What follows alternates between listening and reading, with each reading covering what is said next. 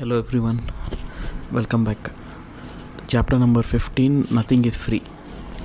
Tagline వచ్చేసి everything has a price but not all price appear on the label. ప్రతిదానికి ఒక వెల ఉంటుంది, మనం అది విల్లింగ్ ఉండాలి పే చేయడానికి. కానీ ప్రాబ్లం విత్ ద ప్రైస్ ఏంటంటే ఓకే వెల ఉంది సరే, కానీ అన్ని వెలలు వెంటనే కనిపించవు, కొన్ని లేటుకి కనిపిస్తాయి అన్నమాట. అంటే ముందర మనకు తెలియదు ఇంత ప్రైస్ పే చేయాలి అని చెప్పి, అది అయ్యాక తెలుస్తుంది అన్నమాట. దీని గురించి ఎగ్జాంపుల్ చెప్తూ ఒక జనరల్ ఎలక్ట్రిక్ అనే కంపెనీ తీసుకున్నమాట. అది ఒకనొక టైంలో 2004 వరకు వరల్డ్లోనే టాప్ 3 కంపెనీస్లో ఉండేది. $1/3 trillion వర్త్ ఉన్న కంపెనీ ఉండేది అన్నమాట. కానీ ఒక్కసారిగా ఏమైపోయిందంటే వాటి షేర్ ప్రైస్లు అంట 2008కి వచ్చేసరికి ఫైనాన్షియల్ క్రైసిస్లో వెళ్ళిపోయాయి. దాని ఫైనాన్షియల్ డివిజన్ అయితే ఆల్మోస్ట్ నథింగ్, పీనట్స్కి వెళ్ళిపోయింది. $40 ఉన్న స్టాక్ 2007లో $7 పడిపోయింది 2018లో. అప్పుడు అక్కడ ఉన్న సీఈఓని అందరూ అన్నమాట, జెఫ్ ఇమ్లెట్ అని చెప్పేసి ఆ కంపెనీని 2001 నుంచి రన్ చేస్తూ ఉన్నాడు అనమాట. అతనికి క్రిటిసైజ్ చేశాడంటే అతని లీడర్షిప్, అతను చేసిన అక్విజిషన్స్, డివిజన్స్ కట్ చేయడం, లే ఆఫ్ వల్ల ఈ స్థితి వచ్చిందని చెప్పేసి అతను స్టెప్ డౌన్ అయిపోయాడు అనమాట. ఒక టైంలో ఈ పడిపోవడానికి రెస్పాన్సిబిలిటీ తీసుకునేంత. కానీ అతను స్టెప్ డౌన్ అయిపోయి ఒక ఇంట్రెస్టింగ్ విషయం చెప్పాడు అనమాట. Every job look easy when you are not the one doing it. So మనం పక్కన వాళ్ళ జాబ్ చూసినప్పుడు ఇది ఈజీయలే, మనం చేయనంత వరకు ఈజీ ఉంటుంది. ఎందుకంటే క్రౌడ్లో నుంచి చూసేది, ఆ సిచ్యువేషన్లో నుండి చూసేది చాలా డిఫరెంట్. క్రౌడ్ నుంచి చూసేటప్పుడు ఆ సిచ్యువేషన్లో ఉండేదానికి అసలు చాలా ప్రాబ్లమ్స్ మనకి కనిపించన్నమాట. మనం అందులో జరిగే కాన్ఫ్లిక్ట్స్, షార్ట్ టర్మ్ ఇన్వెస్టర్స్ ఏమన్నారు, రెగ్యులేటర్స్ ఏమన్నారు, యూనియన్స్ ఏమన్నాయి, అక్కడ బ్యూరోక్రసీతో పనిచేయించడం ఎలా ఉంది అని చెప్తానమాట. అతను అదే విషయము తన నెక్స్ట్ సక్సెసర్కి చెప్పాడు. కానీ అతనికి ఆ విషయం అర్థమైపోయింది. 14 monthsలో తను కూడా రిజైన్ చేసి బయటకు వచ్చేసాడు అనమాట. మనం జాగ్రత్తగా గమనిస్తే ఈ ఇండెక్స్ ఫండ్స్ ఏవైతే ఉంటాయో, అంటే యూఎస్లో అయితే S&P 500, మనకైతే నిఫ్టీ 50, నిఫ్టీ 100, నిఫ్టీ 500 అనేవి ఉండేవి. 50 years జస్ట్ మనం హోల్డ్ చేసి పెట్టుకొని ఉంటే 119 times ఆ వెల్త్ అనేది పెరిగింది. సో జస్ట్ మనం పెట్టేసి అలా ఉంటే 119 పెరిగింది. కానీ అందులో ఏం కాస్ట్ లేదా, జస్ట్ కొనేసి వదిలేస్తే మనకి వచ్చేస్తుందా? అంత ఈజీగా 119 times అనే వెల్త్ వస్తుందా? ఆ స్టాక్స్ని అంత లాంగ్ హోల్డ్ చేయడం అనే అడ్వైజ్ పాతదాన్ని చూసి ఇప్పుడు చెప్పడం ఈజీయే. కానీ అంత లాంగ్ టర్మ్లో ఎన్ని వోల్టాలిటీస్ వచ్చి ఉంటాయి, ఎన్ని ఫియర్స్, డౌట్స్ వచ్చి ఉంటాయి, ఎంత అన్సర్టెన్సీ ఉంటుంది, మీరు కొన్న ప్రైస్ కన్నా పడిపోయిన సిచ్యువేషన్స్ ఎన్ని వస్తాయి. సో అక్కడ మీరు పే చేసే ప్రైస్ అది. ఇప్పుడు ఫర్ ఎగ్జాంపుల్ మీరు కొత్త కార్ కొందాం అనుకున్నారు.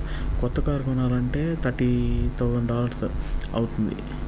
సరే మన రూపాయల్లో తీసుకుందాం, 10 లక్షల కార్ అవుతుంది అనుకున్నాం. అది సెకండ్ హ్యాండ్ కార్ తీసుకుంటే 5-6 లక్షల్లో వస్తుంది. కానీ ఇంకొకటి ఏం చేయొచ్చు, ఇంకా థర్డ్ ఆప్షన్ ఏంటంటే ఆ కార్ని మనం దొంగలించడం అనమాట. 99% ఆఫ్ ద పీపుల్ ఏంటంటే ఆ థర్డ్ చేసేదాన్ని వెంటనే అవాయిడ్ చేస్తారు. ఎందుకంటే దానికి కూడా కాన్సిక్వెన్సెస్ మనకు వెంటనే కనిపిస్తున్నాయి. సెకండ్ థింగ్ ఏం చేస్తారంటే సరే అని చెప్పి చీపర్ కార్కి వెళ్ళిపోతాం. కానీ కొత్త కార్ కొనాలంటే మీరు ఆ $30,000 అనే ప్రైస్ అనేది పే చేయాలన్నమాట. మామూలుగా మనం ఏమనుకుంటాం 11% మనకు యాన్యువల్ రిటర్న్ వచ్చింది, 30 yearsకి వస్తే మనం హ్యాపీగా రిటైర్ అవ్వచ్చు. అది మనకు ఫ్రీగా వస్తుందా? లేదు. ప్రపంచం ఎప్పుడు అంత మంచిగా ఉండదు, దానికి ఒక ప్రైస్ ట్యాగ్ ఉంది. కానీ అన్నోన్ ప్రైస్ ట్యాగ్ ఏంటంటే మధ్యలో పడతా లేస్తూ ఉంటాయి, కొన్నిసార్లు ఎక్కువ వస్తాయి, కొన్నిసార్లు తక్కువ వస్తాయి, అన్నీ చేంజెస్ అనేవి, వోల్టాలిటీ అనేది జరుగుతూ ఉంటుంది. కొన్నిసార్లు మనం చూస్తే కొన్ని కంపెనీస్, నెట్ఫ్లిక్స్ అనేది 35,000 రిటర్న్ ఇచ్చింది. అలాగే కొన్ని మాన్స్టర్ బ్యూరేజ్ వచ్చేసి 3,19,000% రిటర్న్ ఇచ్చింది. అలా చాలా కంపెనీస్ అవన్నీ ఉంటాయి అన్నమాట.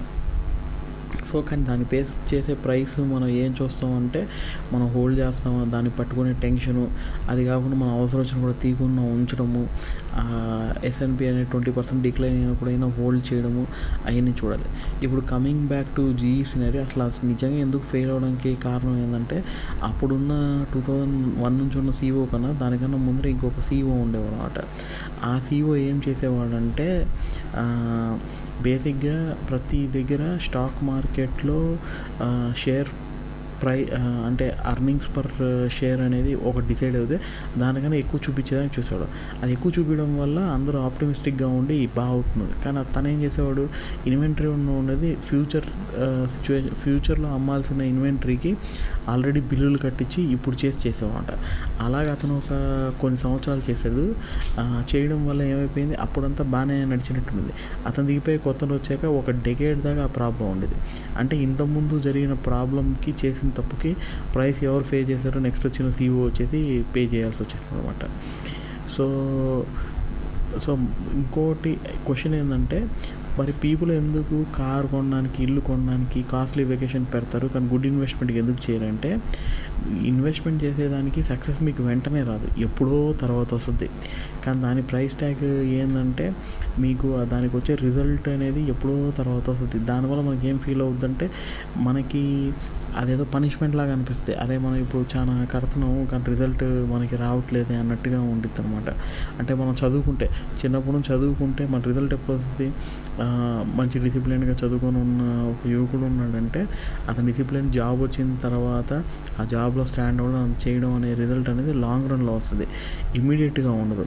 సో అప్పటిదాకా వెయిట్ చేసే క్యాపబిలిటీ లేకపోవడం వల్ల స్మాల్ గ్రాటిఫికేషన్కి వీటికి అవన్నీ ఫైన్ కింద తీసుకునేసి చాలామంది వచ్చి ఇన్వెస్ట్మెంట్ చేయలేకపోతారు.